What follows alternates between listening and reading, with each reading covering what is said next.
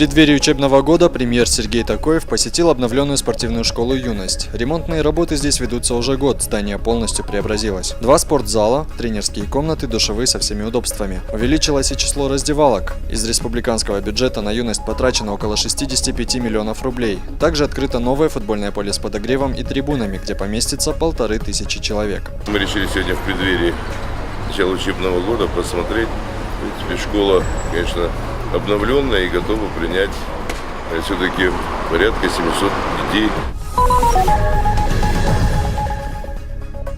16 новых спортивных площадок планируется открыть во Владикавказе к следующему году. Они будут соответствовать всем современным требованиям. Данный проект принадлежит администрации Владикавказа. В рамках пресс-тура по будущим спортобъектам депутаты городского собрания организовали для детей веселые соревнования. Скоро здесь можно будет гонять в футбол, играть в баскетбол и теннис. На площадках установят специальное ограждение и резиновое покрытие, которое убережет детей от травм. Подобные площадки действуют во всех районах Северной Осетии. Во Владикавказе их пока 2, но к концу будущего года количество возрастет до 18.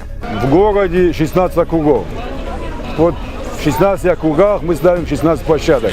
А где поставить, в каком дворе, мы дали возможность определить кандидатам в депутаты городского собрания.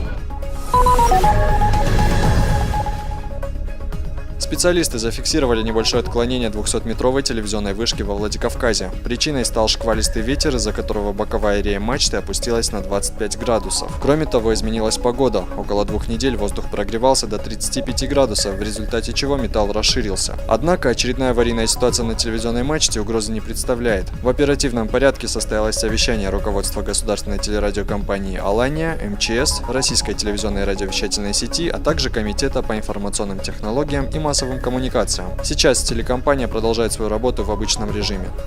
Конструкция не представляет угрозы для близлежащего населения. Единственное, что хочу сказать, что действительно вчера прошел фронт неблагоприятных атмосферных явлений. Информация была уже об этом получена от гидромета, вечерние часы.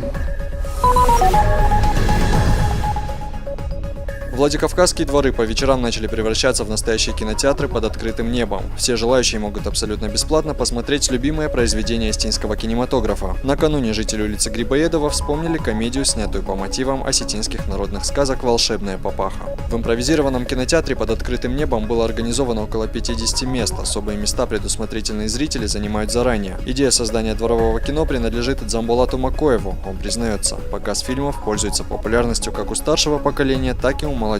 Такие импровизированные кинотеатры – это широкий шаг на пути к объединению людей. Мы с моей командой решили возродить старую добрую традицию просмотра кино всем двором, всей семьей и друзьями.